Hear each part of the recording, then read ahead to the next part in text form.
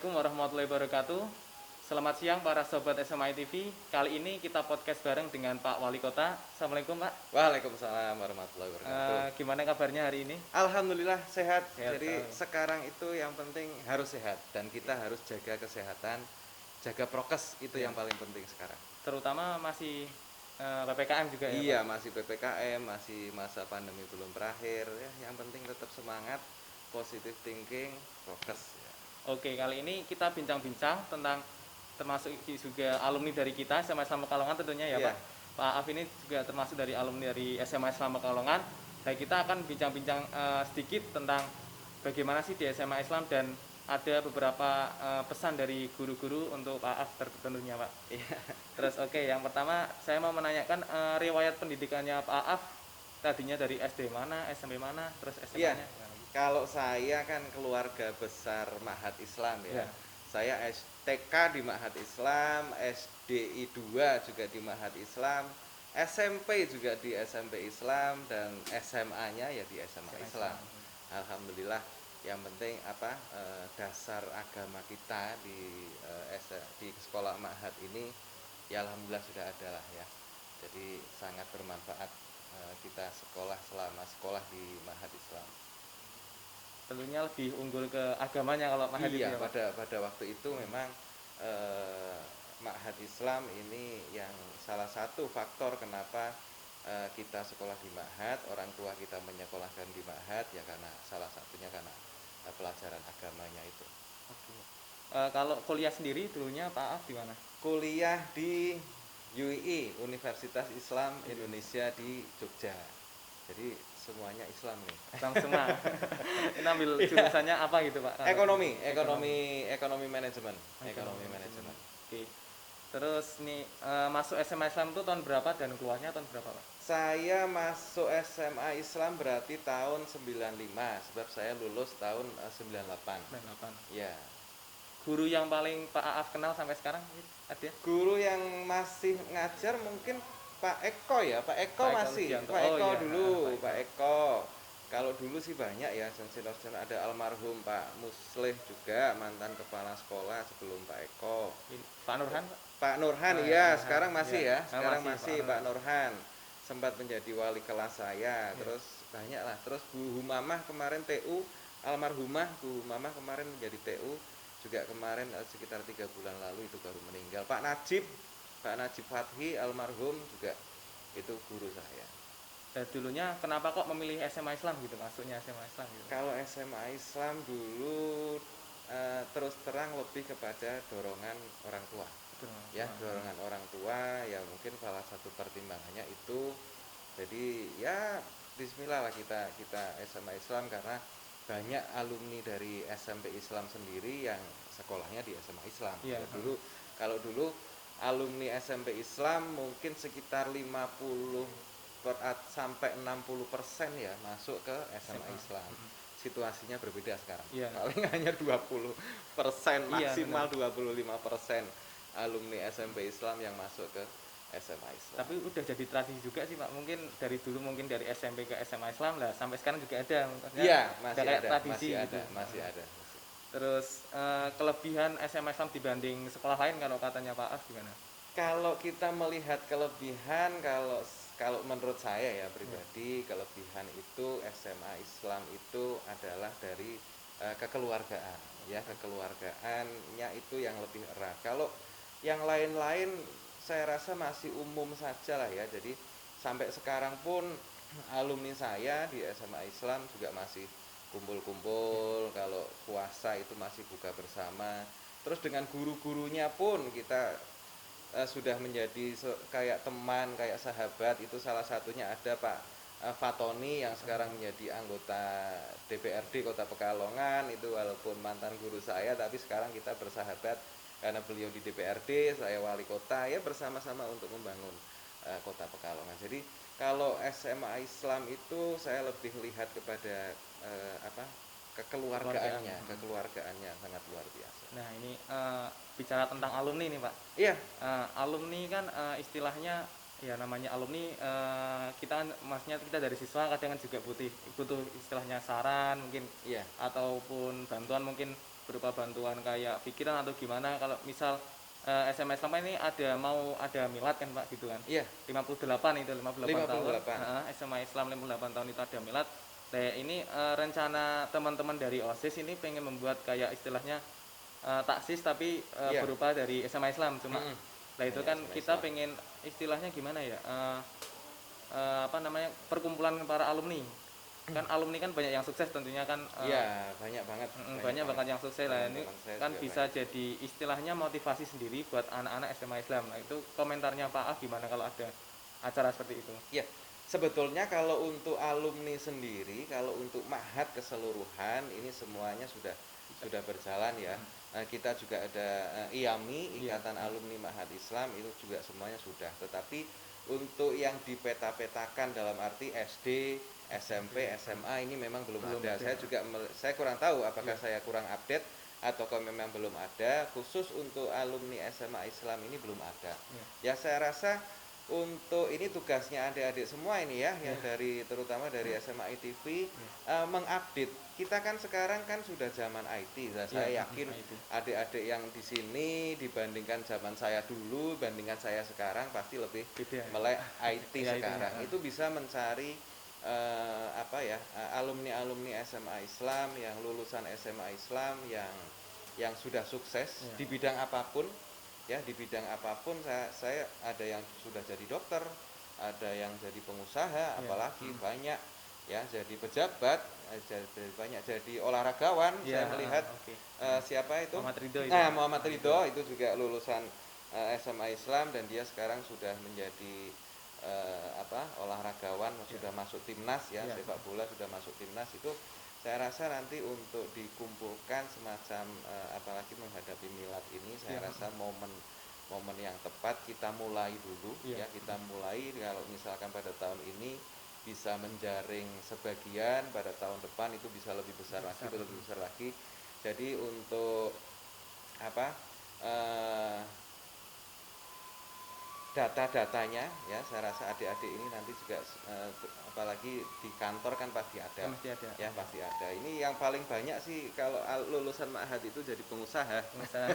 Jadi pengusaha yang paling banyak. Pengusaha batik mungkin ya Pak? Pengusaha batik ya pengusaha macam-macam batik. lah. Banyak sekali yang lulusan memang juga sudah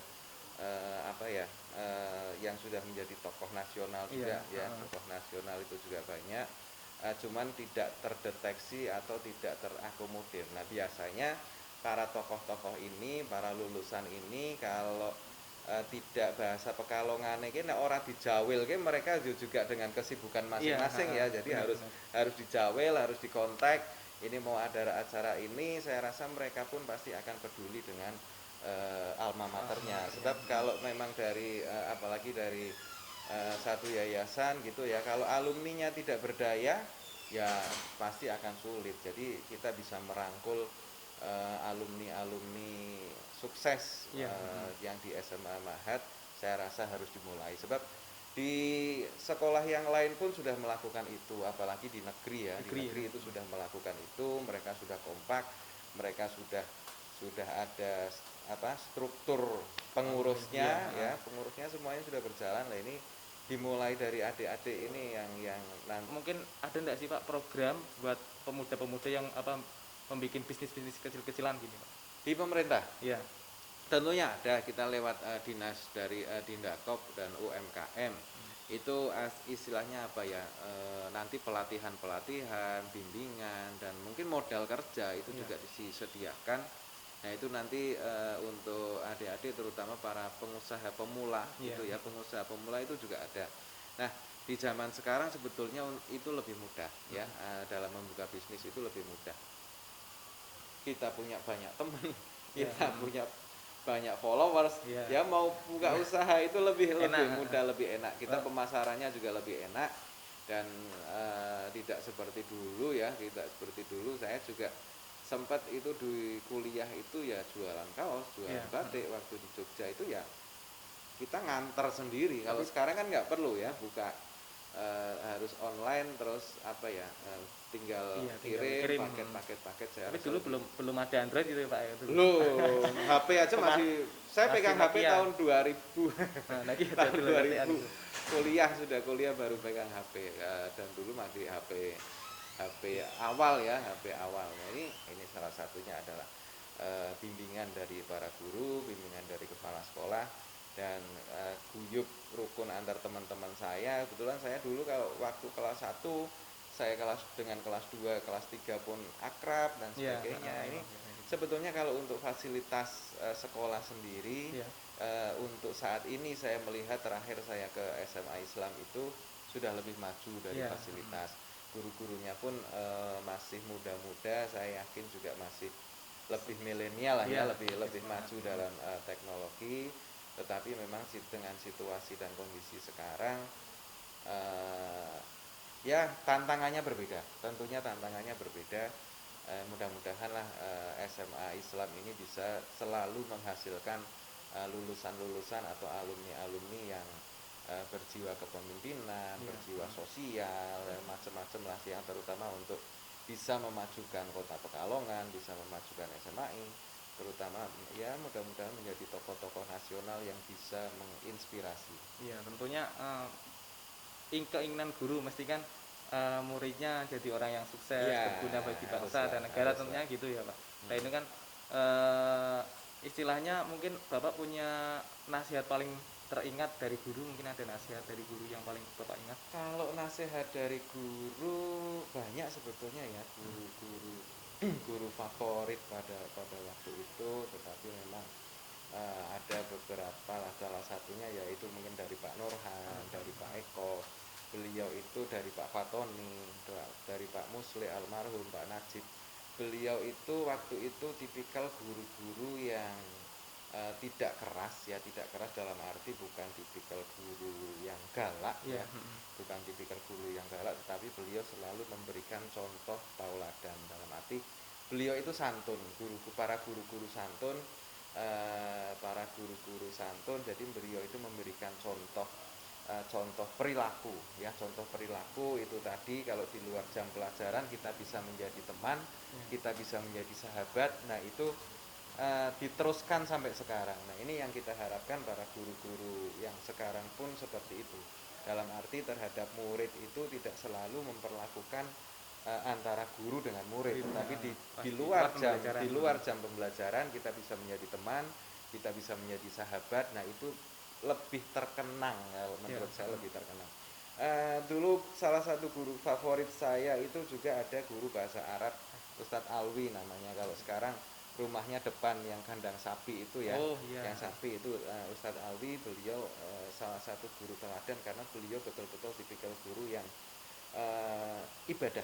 Beliau mengajar itu ibadah, ilmunya betul-betul diberikan, diamalkan, diberikan, supaya yaitu beliau guru bahasa Arab, beliau ingin murid-muridnya itu betul-betul menguasai bahasa Arab. Beliau tipikal orang yang apa ya, yang santun, yang keras, dalam arti keras sesuai dengan porsinya. Beliau tidak mau ada murid-murid yang beliau mengajar ngobrol sendiri, tapi beliau betul-betul mengabdikan menjadi guru itu sebagai ibadah ya. Jadi itu luar biasa menurut saya. Kalau sekarang kan istilahnya, kalau sekarang kan kalau guru keras ini kan takutnya kena HAM gitu ya Pak. Kalau sekarang, tapi kalau zaman dulu pernah dengar itu kalau guru ini yang berbeda ya, yang berbeda. Saya apalagi di Ma'had dulu, saya mengalami, terus terang saya mengalami dalam arti apa ya, kalau dulu itu misalkan dijewer ya, saya ingat dulu betul waktu sampai masih SMP, tapi Ustadz Muhammad bin Alwi itu almarhum juga senangnya metode hidung. Kalau kita hidungnya dipotong sampai kita keluar air mata ya, sampai sampai disabet bahasanya ya, pakai rotan sulak ya, sulak itu pakai sulak atau penggaris. Tetapi ya zaman dulu itu karena kelakuan kita, dalam arti karena perilaku kita, guru akhirnya sampai seperti itu. Dan pada waktu itu kalau kita melapor ke orang tua kita, malah kita dimarahi. Jadi kamu kenapa gurumu sampai seperti itu, berarti kamu yang salah, ada apa ya. Kalau sekarang ini berbeda dengan adanya undang-undang Undang-undang, iya, kekerasan, undang perlindungan anak dan sebagainya. Sekarang memang berbeda, jadi orang tua lebih kepada emosi dulu masih iya, tanpa melihat ingin masalah. mengetahui akar Masalah. permasalahannya. Saya alhamdulillah saya dididik orang tua saya supaya dari dulu saya bertanggung jawab terhadap diri saya sendiri. Ya, saya bertanggung jawab terhadap diri saya sendiri. Kalau ada apa-apa, orang orang tua saya tidak mengambil mentahnya saja, Iya, tetapi harus ini ditelusuri sumbernya dari mana. Dan sampai sekarang pun saya menekankan kepada anak saya, ya kalau ada apa-apa ya kamu harus bertanggung jawab, dalam arti bertanggung jawab terhadap perilakumu sendiri. Jadi iya, tidak semua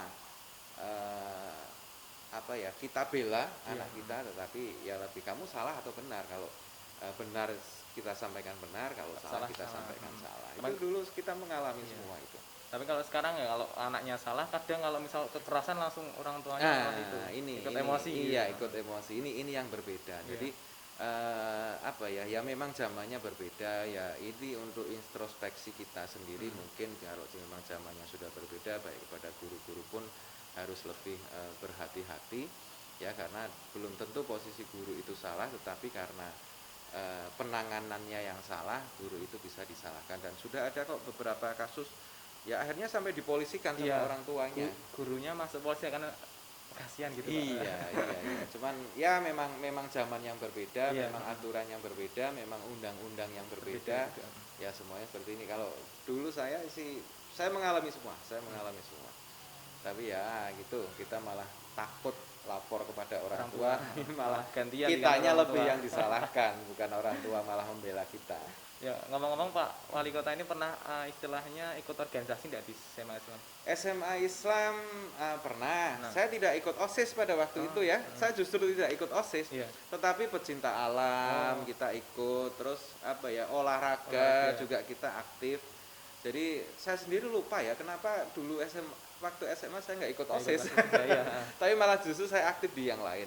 Yang lain dalam arti pecinta alam, kita pernah yang saya ingat betul pecinta alam itu yang mengajar Pak dari guru SMA Islamnya Pak Setiadi namanya, dari Brimob ada dari satuan Brimob itu Pak Warto, almarhum juga Pak Warto.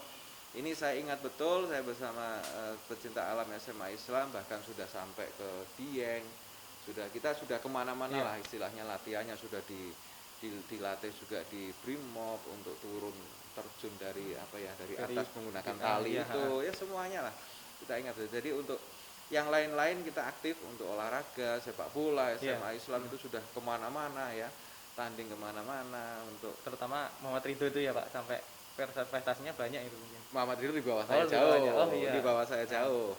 Muhammad Ridho di bawah saya jauh, tapi ya alhamdulillah SMA Islam bisa salah satunya bisa membanggakan Muhammad Ridho ya, sampai masuk tim nasional. Ini kan jarang-jarang timnas itu sepertinya hanya 2 putra asli daerah yang masuk timnas. Setahu saya hanya 2. Yang pertama itu sudah tahun 60-an atau 70-an, yang kedua lama. Sudah lama. Yang kedua Muhammad Ridho. Oke. Apa pesan Bapak untuk generasi muda di Pekalongan? Ya, untuk generasi muda yang terpenting ya untuk sekarang, tentunya kita bicara tidak hanya di zaman COVID ya. COVID ini adik-adik tidak bersekolah tapi bisa naik kelas ya. Kalau dulu kita kan untuk generasi muda atau untuk murid-murid sekarang, pesan saya sih tetap tekun belajar, jangan itu menjadikan prestasi mata pelajaran itu memang penting, tetapi itu jangan dijadikan acuan. Menurut saya mata pelajaran pokok dan mata pelajaran agama itu juga harus fokus dijalankan ya. Adik-adik juga harus mendengarkan nasihat guru, tidak kurang ajar dengan guru. Terus kegiatan ekstrakurikuler di samping kegiatan rutin berorganisasi ini menurut saya menjadi penting, karena itu untuk ke depan pasti ada manfaatnya. Menambah wawasan. Kita melatih bicara seperti ini itu juga dari organisasi. Kalau kita tidak ikut organisasi mana bisa ada kesempatan ya. Saya dulu terus terang termasuk salah satu murid yang demam panggung ya, bahasanya saya demam panggung untuk berbicara di depan orang umum banyak. ya, di depan orang banyak. Tetapi ya itu tadi, karena kita rajin mengikuti organisasi ya, rajin bersosialisasi dengan teman-teman, jadi alhamdulillah akhirnya bisa karena terbiasa. Iya. Ya kita bisa karena terbiasa. Jadi adik-adik yang sekarang ini mungkin di SMP, di SMA yang masih demam panggung, jangan pesimis, jangan takut, nanti lama-lama ya juga pasti bisa karena terbiasa.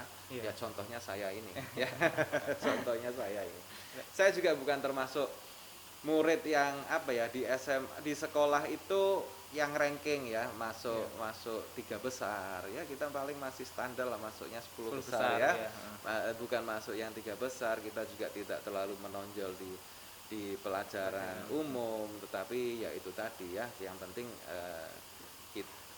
tetap semangat belajar dan mengikuti organisasi dan kegiatan-kegiatan ekstrakurikuler. Ini yang menjadi penting untuk lebih membuka karakter kita ya, lebih membuka karakter kita. Sebab kalau kita lihat sekarang kan istilahnya apa ya, kalau nanti adik-adik sudah masuk ke kuliah, jadi tidak jaminan ijazah itu atau jurusan yang kita ambil sesuai dengan pekerjaan kita nantinya ya. Jadi kadang kita berbeda itu. kadang berbeda, banyak yang berbeda. Jadi ya ke depan. Kebanyakan kan sekarang anak muda kan istilahnya mager itu Pak, main HP di kamar tiduran toh. Lah itu kan maksudnya nggak ada istilahnya manfaatnya kan, itu kan kadang nggak ada. Mungkin ada juga yang tiduran tapi lihat tutorial ngedit video ataupun lihat tutorial bisnis kan, itu juga ada. Iya. Nah itu kalau dari Pak Wali Kota sendiri mungkin ada istilahnya motivasi lah untuk orang-orang yang biasa mager gitu Pak. Iya, mager malas gerak ya. Iya malas gerak. Malas gerak. Kalau sekarang malah menurut saya lebih apa ya, lebih tidak terkontrol.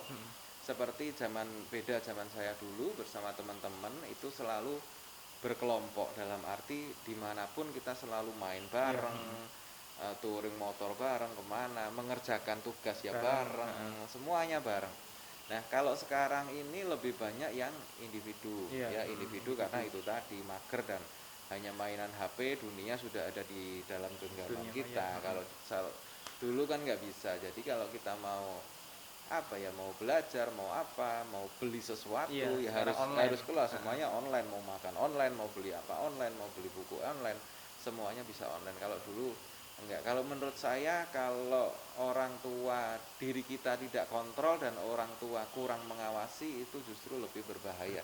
Karena di gadget ini semuanya ada, baik yang positif, negatif, narkoba, film porno, semuanya bisa diakses di situ. Nah ini yang lebih berbahaya kalau diri kita tidak kontrol, kalau orang tua kita pengawasannya tidak istilahnya tidak maksimal. Nah itu malah justru bisa lebih apa ya, lebih rawan dalam kejahatan. Iya, rusak.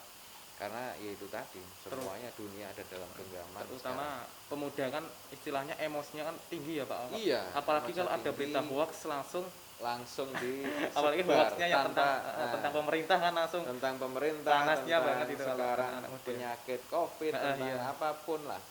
Ya, jadi ya dicermati juga, sekarang sudah ada undang-undang ITE.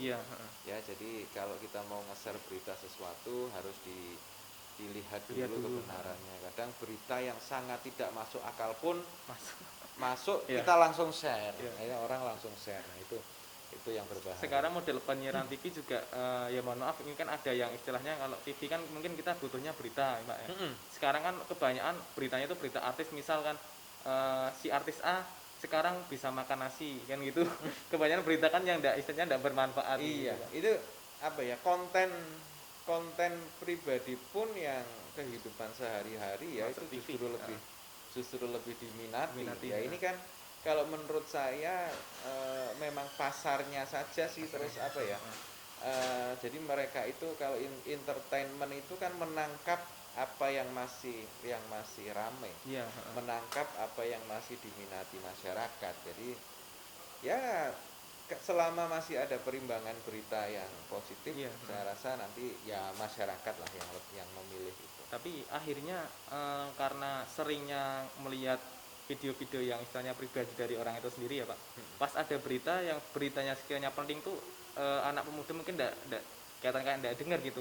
Tapi kalau ada berita yang istilahnya langsung memprovokasi langsung Langsung. mereka keluar. Ya, Nah, itu karena gimana, Pak? perkembangan istilahnya perkembangan sosmed Iya. itu justru yang berita negatif yang komennya ribuan, Iya, ya, yang berita positif paling komennya puluhan. Nah, Puluhan, ya, ini benar. ini yang seperti yang saya sampaikan tadi, kontrol dari diri sendiri itu juga jadi penting.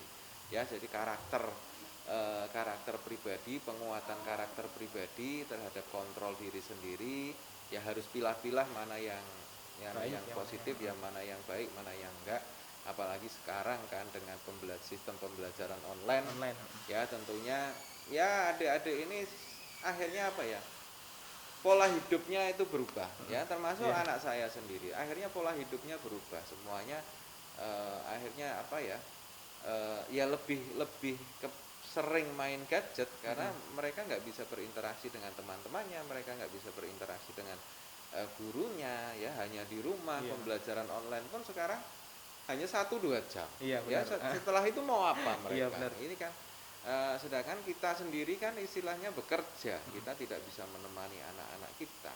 Nah ini yang menjadi masalah baru, ya tantangan barulah untuk kita, tinggal penyesuaiannya saja. Mudah-mudahan harapannya pembelajaran tatap muka segera dilakukan lah supaya COVID ini bisa segera berakhir, pembelajaran tatap muka bisa segera normal kembali. Nah ini kalau dari saya kan sebagai siswa juga ya Pak. Iya. Ini saya menanyakan kayak kayak ini kan pandemi udah bertahun-tahun berlalu ya Pak. Iya. Terus Hampir 2 tahun. kita tuh udah istilahnya udah jenuh lah kayak istilahnya apa ya, daring gitu, pembelajaran dalam online. Nah itu mungkin dari pemerintah Kota Pekalongan sendiri apakah ada istilahnya kita bikin tatap muka tapi dengan cara mungkin 50% atau 30% per hari gitu Pak? Iya, sebetulnya itu sudah kita lakukan.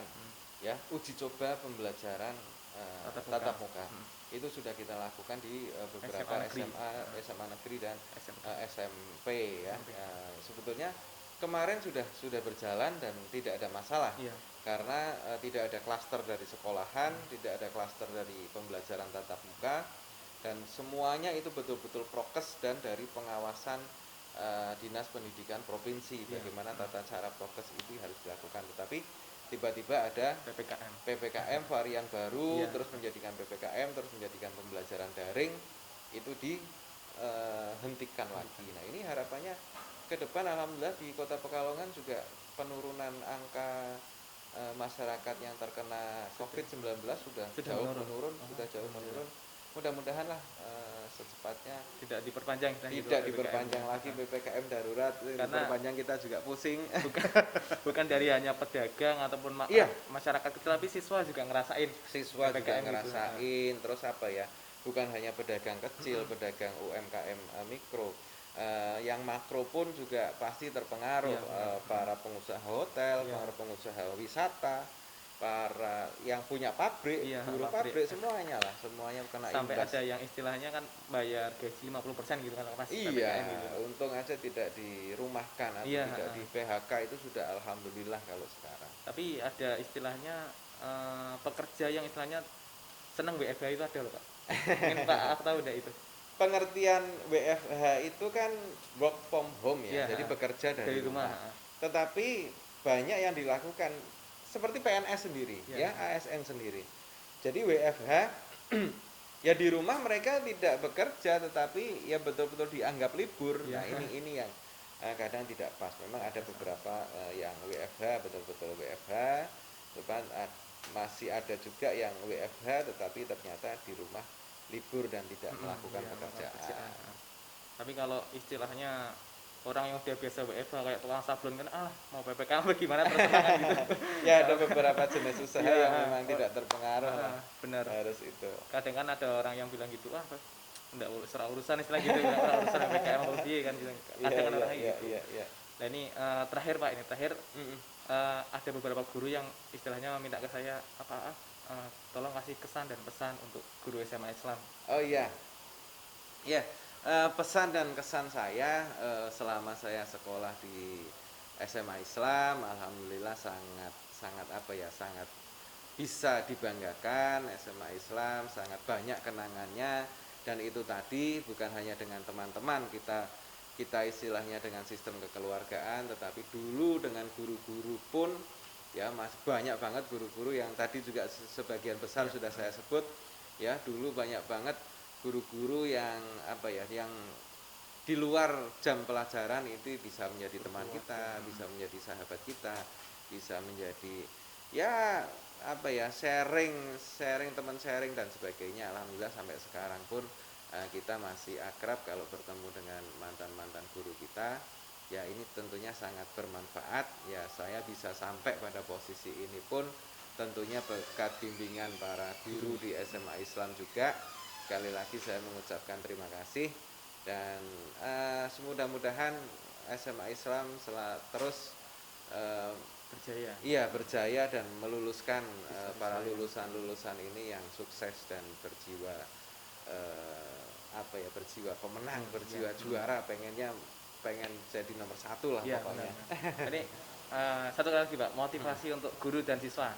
Iya, motivasi untuk guru dan siswa istilahnya pertahankan ya, untuk guru terus mengajar untuk ibadah, karena kalau untuk ibadah ini kita tentunya lebih ikhlas, lebih bisa diterima oleh para murid, dan mudah-mudahan ilmunya selalu bermanfaat untuk guru, karena guru ini salah satu pahlawan tanpa tanda jasa ya, luar biasa. Dan untuk murid-murid saya pesan tetap santun, tetap giat belajar, ikutilah organisasi dan ekstrakurikuler ya, karena itu juga bisa menambah karakter, kematangan karakter kita, pembelajaran kita di luar jam sekolah. Nah itu pasti berguna setelah adik-adik lulus dari SMA nanti, ilmu-ilmu itu pasti berguna. Jadi bukan hanya ilmu pelajaran umum, tetapi ekstrakurikuler, organisasi itu juga harus diikuti untuk menambah kuat mental dan karakter kita. Oke. Ya. Terima kasih Pak Af untuk Ya, sama-sama. perbincangan kali Sekali ini. lagi saya juga mengucapkan selamat milad untuk SMA Islam yang ke-58. Ya, 58. Sukses terlalu SMA Islam. Oke, sekian podcast kita kali ini dengan Pak Af. Selamat berjumpa kembali di podcast selanjutnya. Jangan lupa like, subscribe juga channel SMA ITV agar lebih berkembang lagi. Oke, terima kasih. Wassalamualaikum warahmatullahi wabarakatuh. Assalamualaikum.